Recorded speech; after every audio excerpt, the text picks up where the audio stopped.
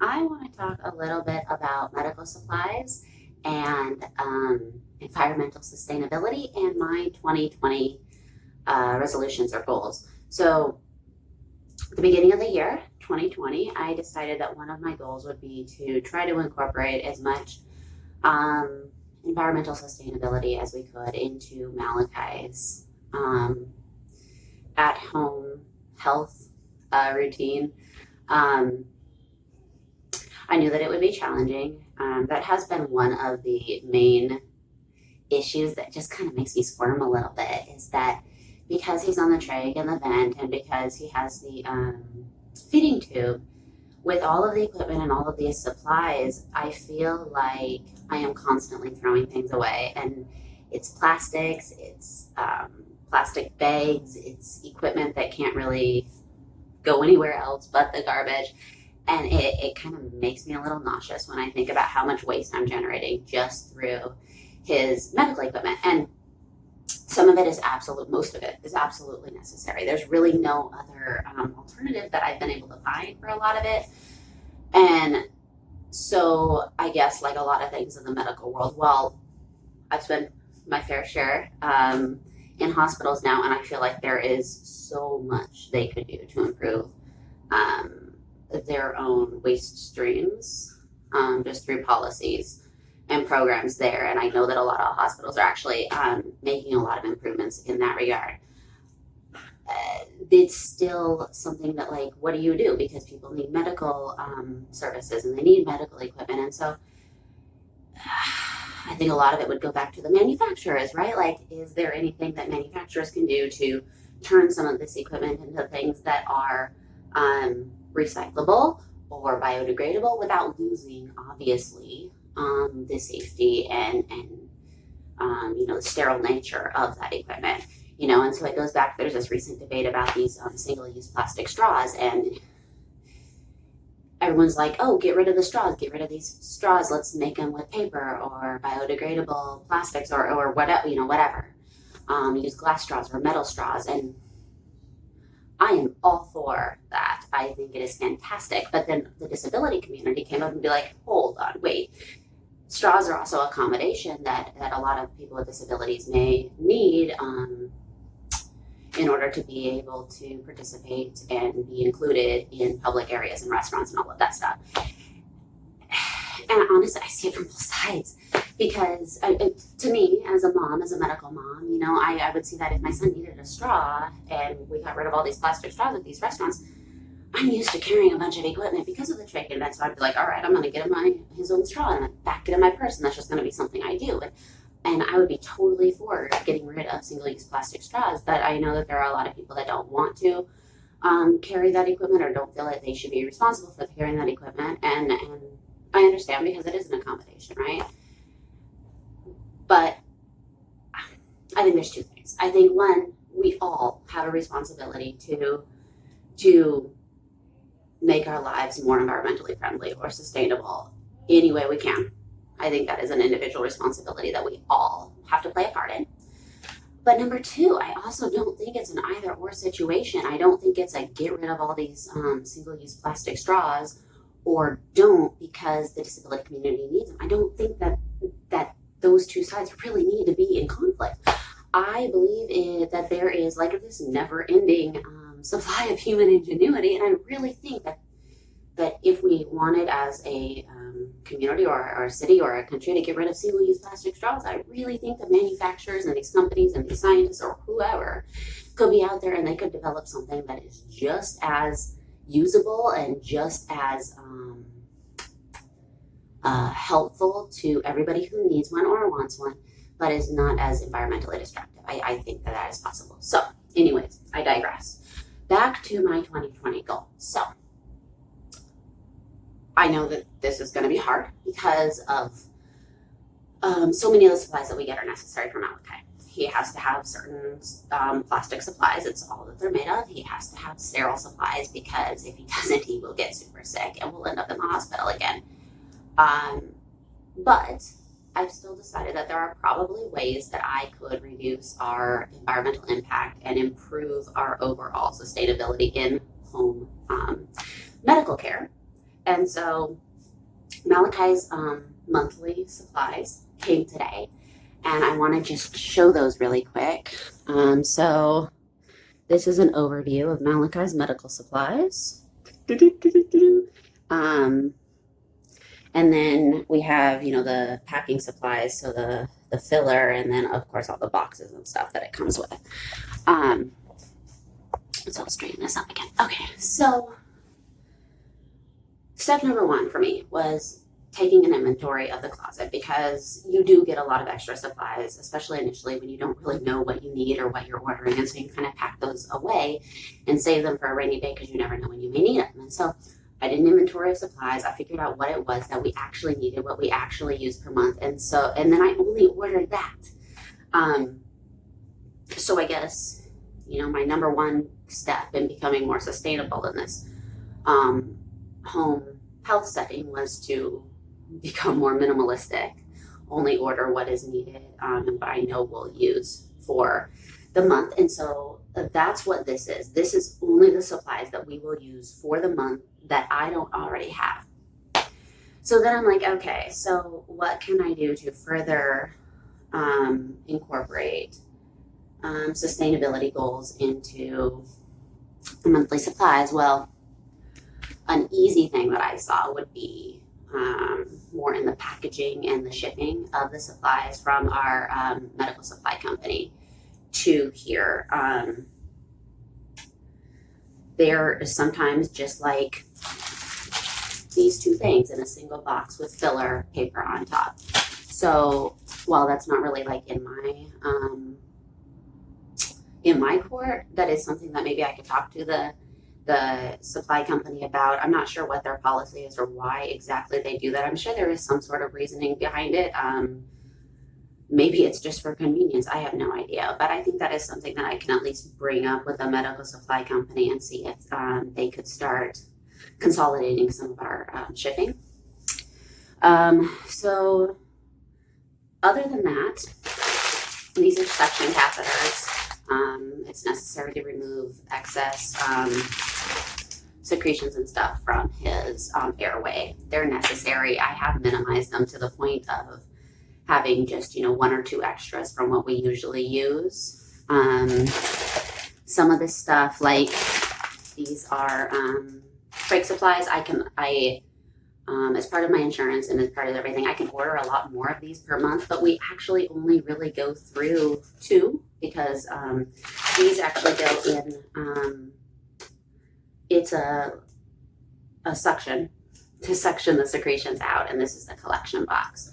But they're hard plastic, and so they can be washed out, they can be rinsed out, and so we have two motors that are the suctions, and so I get one for each. And then we wash them out and reuse them throughout the month. There's really no problem with sterile issues because of the way the pump works. Any germs that are collected in here really don't go back up into his airway. There's really no way for them to get back up there.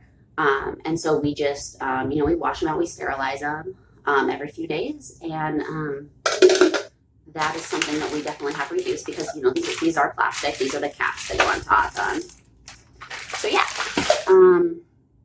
The other thing, so this is something we definitely, there's no way for us really to reduce our use. These are trach ties. They go around his neck and secure the trach into his stoma. We use one per day. I order enough so that we have a month's supply. There's really no way that I can reduce that. These are the circuits that go inside the humidifier. It's for his ventilator. Again, I get enough to where we have just enough for our monthly supply, and then one extra one just in case we have a problem with it. So there's, again, I've reduced our use, but there's really no way to replace this in any way. And I mean, there's lots of different parts in there. There's plastic, there's metals. And so this is something that unfortunately, once it's used, it goes in the trash. These are circuits. This is what, when he's on the ventilator, connects the machine to his trach. Again, I replace these every week for sterile purposes to keep things clean. And there is like metal and stuff in there, and along with the plastic. So there's like metal pieces inside. So that goes in the garbage. So again, I ordered just enough for what we need, but other than that, it's garbage. These are just like gauze squares that you would see everywhere. There's just little piece of the gauze inside. I get one of these a month. It has a 50 count, I believe. Actually, you know what? Because it actually makes me kind of sick to throw recyclable material into garbage. You know, once I open these up, this is paper on the outside, so that does go in our recycling container, which is just about all I can really do. Again, these are all pieces that connect to the ventilator. This is a filter that just keeps the bad stuff in the air, the particulates in the air, from going into the circuit and then into his airway. It's stuff inside, like cloth inside and then plastic on the outside. So again, cannot recycle it, but I've reduced what I request. So I guess reduce would be the goal for a lot of this, like I said. And then really, let's see, these are kind of annoying. They are water bags of sterile water. They come in, I think this is like I think it's a 2,000 milliliter bag. It's really necessary because it hangs above his ventilator. So this hangs above his ventilator, and it provides water to create humidification, which is necessary for him to breathe. So need it to be sterile. I need this to exist. There's really no way to get rid of it. This is like some weird plastic packaging that I have zero control over, and the bags are made of another form of plastic that I don't think that there really is another option, which is totally fine, like I said. But what I have done is, again, I have a really good idea of how much we're going to need for the month, and then I just order that amount plus, an extra or so, and reduce. So then the last thing is just feeding bags. These I don't like. I just don't. I will open one up. So we go through 2 a day. Malachi's on a blenderized diet, and that blenderized diet includes chicken. And so I don't feel comfortable leaving a single bag up and continually pouring stuff that has food in it that could be really gross if it is allowed to sit out. And so I get 2 of these a day. I replace them every 12 hours. And so what it is you put the food in, and then it has this tubing that connects to him. And so the problem with this is that, okay, you go, well, it's plastic. That's easy. I could wash it out and reuse it, and that'd be fantastic. And I'm like, yeah, I would totally do that. Except for the fact that this stupid tubing, there is no good way to actually clean it out and feel comfortable with the fact that it is in fact clean. It's really hard to sterilize it. We're talking about meat. I'm not going to reuse it and then risk my son getting whatever that gross, icky old meat is going to do to make him sick. And so I have no other choice but to use this because this is what he's needed for his feeding hub. Now, I think that we're going to be able to actually reduce the amount, because right now we're getting about 60 a month, 2 a day. But I think we're going to be able to actually reduce that in half to 1 per day, because over the past couple months we've made a transition from feeding 24 hours a day to now it'll be feeding only 12 hours a day during the daytime when he's awake. And so we'll be able to actually cut that supply in half, which is fantastic and does make me feel better. I still wish that there was a better option for the type of feeding that he uses. And hopefully in the future, we're going to be able to go to bolus feed, which means that we just kind of get a push food in during meal times rather than having to pump it in over a long period of time. And so once we get to bolus feeds, I'll be able to just use a giant syringe and just kind of push it in. And then I can actually like wash out the syringe and reuse it. So that will make me feel a ton better. Okay, so the last thing is the very last thing, I promise, is the thing that really irritates me the most, I think. And that is, if I can get them, syringes. Now, we need syringes of all different sizes. My son does meds. We do, feeding things with these. And so, you order your syringes for the month and they come with these little orange caps, which totally are not necessary. I mean, a lot of people, here's what the orange caps are for. So you fill it up with a med. You put it on. We don't use them at all because I draw up meds as he needs them, so I never actually have to put the cap on. But these orange caps usually come with the syringes, and so the medical supply company will just send them with them. These we reuse as much as we can. We wash them, we rinse them out, but once the numbers start fading, when we're talking about meds and needing actually have an accurate draw, you gotta toss them. Hard plastic, it sucks. In the hospitals, these are single use, so they use them once and garbage. I actually did see a family that found a set of metal stainless steel syringes. And so that is actually something I'm going to look into this year because I think that could be an option.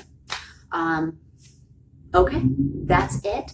Wish me luck because 2020, I'm hoping I'm going to be able to make some big changes. I'm actually going to keep doing updates because I really do think this is important. And I think this is an issue that needs to be addressed across the medical world, in hospitals, in the home care industry, nursing homes, all of that, because I think there is a lot of waste that could be minimized. So I'll keep you all updated.